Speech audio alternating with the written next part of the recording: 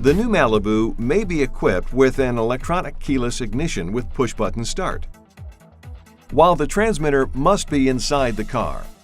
To start the engine, simply apply pressure to the brake pedal and press the engine start-stop button. Once engine cranking starts, release the button. Keep your foot on the brake to shift out of park.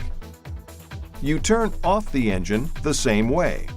Transmission in park, foot on the brake, and press the button once.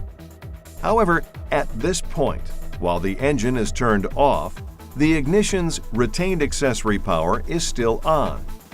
This allows you to operate the audio system, power windows, and other items for up to 10 minutes.